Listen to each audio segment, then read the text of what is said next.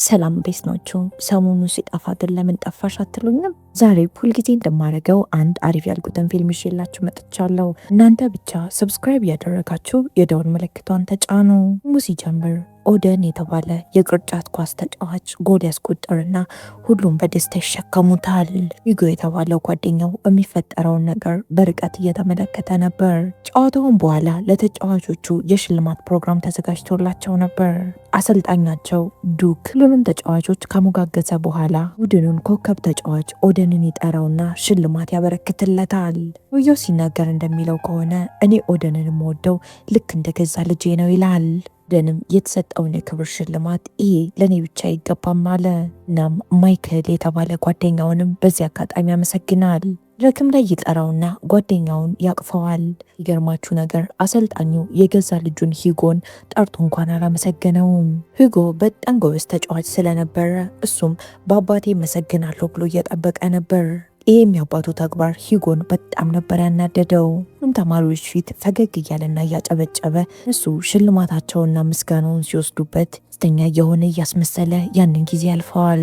ከዛም ሂጎ ከዚህ በኋላ ኦደንን እንዴት አድርጎት እንደሚበቀለው እቅድ ማውጣት ይጀምራል። ምንም ሳይቆይ ቡድኑ ማሸነፋቸውን አስመልክቶ አንድ ትልቅ ፓርቲ ይዘጋጃል። ተማሪዎችም እዚህ ፓርቲ ላይ ተገኝተው ጥሩ ጊዜ እያሳለፉ ነበር። ሂጎም ይሄድና ሮጀር የተባለን ተማሪ አንድ ነገር ይነግረዋል። ሮጀር ብቸኛ ተማሪ ነው፣ ያን ያህል ብዙ ጓደኛ የለውም። እናም ዴዚ የተባለችን ልጅ በጣም ነው የሚወዳት። ዴዚም የትምህርት ቤቱ የዳይሬክተሩ ልጅ ናት እና ደግሞ የኦደን ፍቅረኛ ነች። ሂጎም ሮጀር ዴዚን እንደሚወዳት እርግጠኛ ስለሆነ ሄዶ አንዳንድ ነገሮች ለሱ ያወራለታል። ኦደንን ማስወገድ የምትችል ከሆነ ዴዚ እኮ ያንተ መሆን ትችላለች አለው። ሮጀር ምን እንደነካው አይታወቅም። ዴዚ የኔ መሆን ትችላለች ብሎ ማሰብ ይጀምራል። ሂጎም ሮጀርን ያሳምነውና ሮጀር ለዴዚ አባት ይደውልለታል። እናም ፍቅረኛዋ ሲደፍራ ታየው ብሎ ነገረው። የሚቀጥለው ቀን ኦደን በጠዋት ወደ አሰልጣኙ ቢሮ ይሄዳል። እናም ምንድን ያደረግከው ተብሎ ተጠየቀ። ኦደን ምንም አላደረግኩም ብሎ ራሱን ለመከላከል ይሞክራል። ይሄ ክስ ኦደን ላይ ከመጣ እንዲሁ በቀላሉ ነገሩ የሚተው ነገር አይደለም። በዛ ላይ ደግሞ እዚህ ትምህርት ቤት ውስጥ ከሚማሩ ከጥቂት ጥቁር ተማሪዎች ውስጥ አንዱ ነው። በዛ ላይ ደግሞ ከዚህ በፊት አደንዛዥ እጽ ሲወስድ ተይዞ ማስጠንቀቂያ ነው ያለው። ዴሲም ትጠራና የተባለው ነገር እውነት ነው ተብላ ትጠይቃለች። እሷም ምንም ነገር አልተፈጠረም ውሸት ነው ብላ ለኦደን ተከላከለችለት።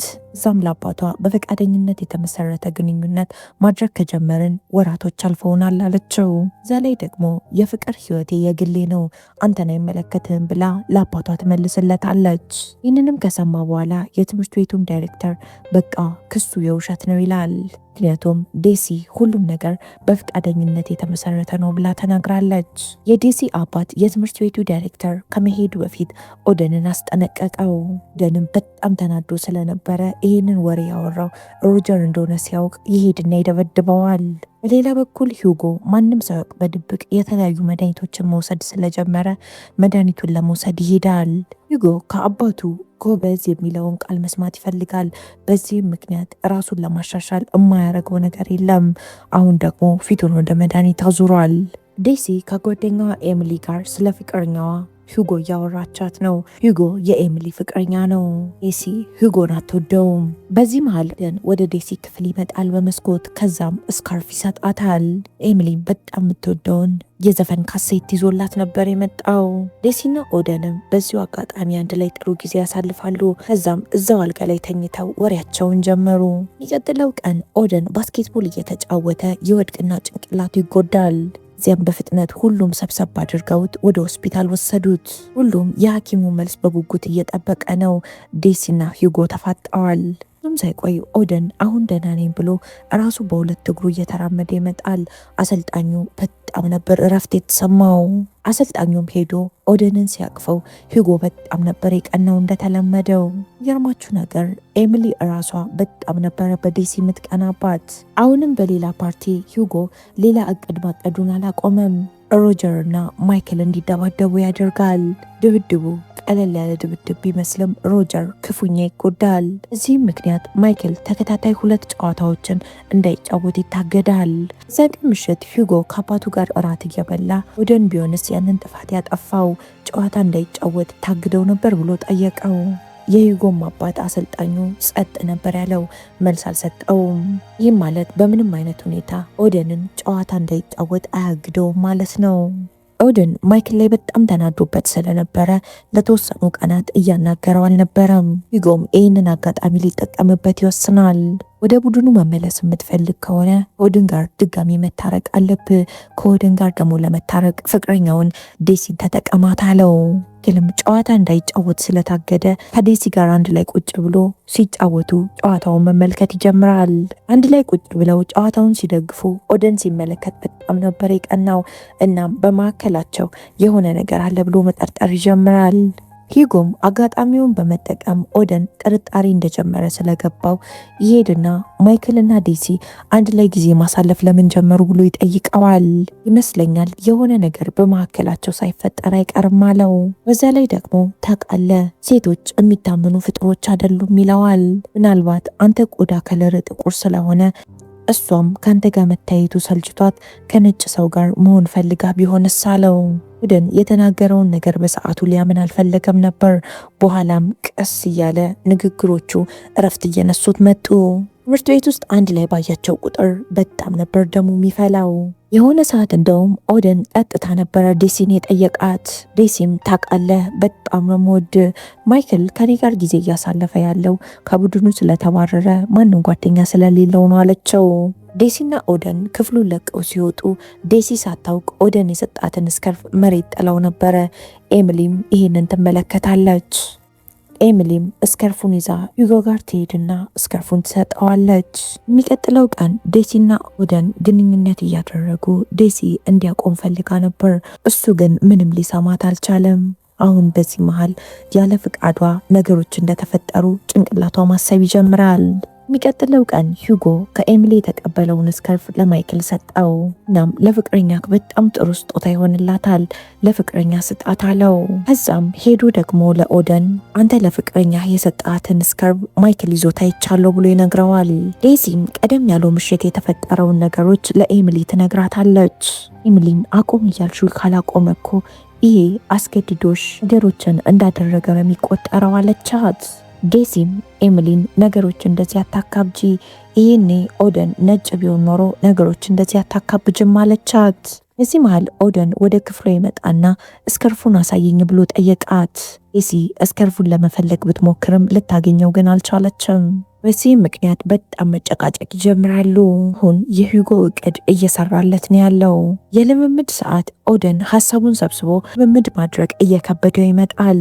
ኦደንም በጣም ተናዶ ማይክልን ጥሎት ሊደበድበው ተነሳ። ዴዚ ጋር አንድ ላይ መተኛት ጀምረዋል የሚለው ነገር ከጭንቅላቱ አልወጣም ይላል። በዚህ ምክንያት ኦደን ትቶት የነበረውን አደንዛዥ እጽ አሁንም በድጋሚ መጠቀም ጀመረ። እዛም ሂጎን ያስፈራረዋል። እየዋሻኸኝ ነው ብሎ ጠየቀው። ሂጎም ትላንት ምሽት ማይክልና ዴዚን አንድ ላይ አይቻቸዋለሁ፣ እኔ ያልዋሻውህም አለው። ጨዋታውን ሊመለከቱ ቁጭ ብለው እያለ ሮጀር ይመጣና ከዴሲ አጠገብ ለመቀመጥ ይሞክራል። ነገር ግን ማይክል ከሌላው ጓደኛው ጋር ሆኖ ሮጀር ላይ ማሾፋቸውን ጀመሩ። እዚህም ተግባሩ ሮጀር ማይክልን በጣም ነበር የሚጠላው። ኦደን ለመጫወት እየተዘጋጀ ሙሉ ለሙሉ ሁኔታው ሌላ ሰው እየመሰለ ነው። ሂጎም አቅዶ ስለነበረ ኦደንን ሊያጽናናው መስሎ ወደ ቤቱ ይጠራዋል። እናም የተለያዩ አደንዛዥ እጽ መድኃኒቶችን ሰጠው። ሂጎ ማይክልና ዴሲ እንደዚህ ብሎ ሲሰድቡ ሰምቻለሁ እያለ የተለያዩ አጸያፊ ስድቦችን ይለዋል። አሁን ነገሮችን ጠምዝዞ ሁሉንም ነገር የዘረኛ ያደርገዋል። ሂጎም ማይክልን ወደ ቤቱ ይጠራውና ኦደንን የምትፈልገውን ነገር ጠይቀዋለው፣ አንተ ተደብቀ አዳምጠን ብሎ ይደብቀዋል። እዛም ሂጎ ማይክልን ስለ ዴሲ ጠየቀው። ማይክልም ከፍቅረኛው ጋር ያደረጋቸውን ነገሮች ማውራት ይጀምራል። ኦደን ግን ያሰበው ከዴሲ ጋር እንደዚህ አደረግኩ ብሎ የሚናገር ነበር። እዚህ መሃል ብራንዲ በጣም ተናዳ ማይክል የሰጣትን አንገት ስካርፍ አምጥታ ትመልስለታለች። ምክንያቱም ይህንን ስካርፍ ዴሲ አንገት ላይ ታዋለች። ኦደን ስካርፉን ሲመለከት ንዴቱ እየጨመረ ይመጣል። በዚህ ምክንያት ማይክል ዴሲ እኔን ከርታኛለች ብሎ ማሰብ ጀመረ። በዚህ ምክንያት የሂጎን ውሸት እውነት ብሎ ተቀበለ። የሚቀጥለው ቀንም ሂጎ ሽጉጥ ለመግዛት ይሄዳል። ዴሲን ገሏት ማይክል ገዳይ ተብሎ እንዲጠረጠር ሊያደርግ ነበር ያቀደው። ኦደን ምን እንደነካው አይታወቅም። ሂጎ ባመጣው ሀሳብ ይስማማል። የሚቀጥለው ቀን ሂጎ ማይክልን ወደ ጨዋታው ቦታ ይዞት ይሄዳል። ሮጀር መንገድ ላይ መኪናው የተበላሸ ያስመስልና መንገድ ላይ ቆሞ እየጠበቃቸው ነበር። ሂጎም ምን ሆነሃል ብሎ መኪናውን ያቆማል። ሮጀርም ፈጠን ብሎ ሽጉጡን ማይክል ላይ ደቀነበት። ነገር ግን ጨክኖ መተኮስ አልቻለም። ማይክልም አጋጣሚውን በመጠቀም ፈጠን ብሎ ሽጉጡን የቀማውና መልሶ ሮጀር ላይ ደቀነበት። በዚህ መሃል ሂጎ ብረት ያነሳና ማይክልን ጭንቅላቱን ብሎ ጣለው። ይህም ነገር እቅዳቸውን በጣም ነው የሚያበላሸው። ሮጀርን ፈርቶ ሲቀባጠር ሂጎ ይናደድና ሮጀርን እዛው ተኩሶ ገደለው። እዚህ አጋጣሚ የማይክል ፍቅረኛ ብራንዲ የተፈጠረውን ነገር ትመለከትና ፈጠን ብላ ከአካባቢው ትሄዳለች። ሂጎም እሷን ለማስቆም መኪናውን አስነስቶ ይከተላታል። ማይክል አልሞተም፣ በህይወት አለ። የተለያዩ ትልልቅ ዩኒቨርሲቲዎች ኦደን ሲጫወት ለመመልከት ወደ ጨዋታው ቦታ መጥተዋል። እሱ ግን ማይክልን ወንጀለኛ ለማድረግ የሚያስችለውን ነገሮች እዛው የዴሲ ክፍል ውስጥ እያስተካከለ ነበር። ሁሉም ትኩረቱን ጨዋታ ላይ አድርጎ ቢሆን ኖሮ በጣም ትልልቅ እድሎች ያጋጥሙት ነበር። ዴዚም ስትነቃ ኦደን ይቅርታ ይጠይቃትና ይታረቃሉ። እዛም ኦደን ዴዚን ያንቃታል። ዴዚ በተቻላት አቅም ልታስቆመው ትሞክራለች። ነገር ግን ኦደን በጣም ጠንካራ ነበር። ኤሚሊ የጨዋታው ቦታው ላይ ደርሳ ሁሉንም እየፈለገች ነበር። ማናቸውም ሜዳው ላይ የሉም። ተመልሳ ወደ ዴዚ ክፍል ስትሄድ ዴሲን ሞታ ነበር ያገኘቻት። ኤሚሊም ወዲያው ነበር የገባት። ከዚህ ሁሉ ነገር ጀርባ ሂጎ እንደነበር አውቃለች። ለኦደን እውነቱን ልትነግረው ብትሞክርም እሱ ግን ሊያዳምጣት ፈቃደኛ አይደለም። በመጨረሻም እኔን ሳይቀር ሁላችንንም አንተን ለማጥፋትና ያንተን ህይወት ለማበላሸት ተጠቅሞብናል ብላ ሁሉንም ነገር ነገረችው። ከርቡን እኔ አንስቼ ለሂጎ ሰጠሁት፣ ሂጎ ደግሞ ወስዶ ለማይክል ሰጠው አለችው። እዚህ በላይ ነገሮችን ከማውራቷ በፊት ሂጎ በጣም ተናዶ ኤሚሊንም ተኩሶ ይገላታል። ኦደን የኤሚሊን ወሬዎች ከሰማ በኋላ አሁን ነገሮችን ገጣጥሞ እውነቱ ገብቶታል። ሂጎ እስካሁን ውሸት እየነገረው እየተጫወተበት ነበር። ዴሲ እስከምትሞትበት ሰዓት ድረስ ሁሌም ቢሆን ለሱ ታማኝ ነበረች። ኦደን በጣም የጥፋተኝነት ስሜት ይሰማል። ያደረገውን ነገር መጸጸት ጀመረ። ቁጡንም አንስቶ ሂጎ ላይ ይደቅንበትና ይህ ሁሉ ነገር ለምን አረክ ብሎ ይጠይቀዋል። ሂጎ እኔ ምንም ጥፋት አላጠፋውም ብሎ ነው የሚለው። ብዙም ሳይቆይ የሽጉጥ ድምፅ የሰሙት ሰዎች ፖሊስ ጋር ደውለው ፖሊስ ይመጣል። ኦደን ከዚህ በኋላ ህይወት እንደሌለው እርግጠኛ ስለነበረ ራሱን ተኩሶ ገደለ። እዚህ ሁሉ ነገር በኋላ ሂጎ ይያዝና በፖሊስ መኪና ወደ እስር ቤት ሄደ። የሚገርማችሁ ነገር አባትየው የኦደን ሞት በጣም ነበር የጎዳው። የልጁ መታሰር ያን ያህል አላስጨነቀውም። እዚህ ፊልም ታሪክ እዚህ ላይ ያበቃል። እናንተ የሰው ወሬ ሰምታችሁ ክፉ የተባለ ነገር ምን አድርጋችሁ ታውቃላችሁ? ኮመንት ላይ ያደረጋችሁትን ነገር ጻፉልኝ። እስካሁን አብራችሁኝ ስለቆያችሁ በጣም ነው ማመሰግነው። ነገ በተመሳሳይ ሰዓት በሌላ ፊልም እስከምንገናኝ ድረስ የነገ ሰው ይበለን። እወዳችኋለሁ። ቻው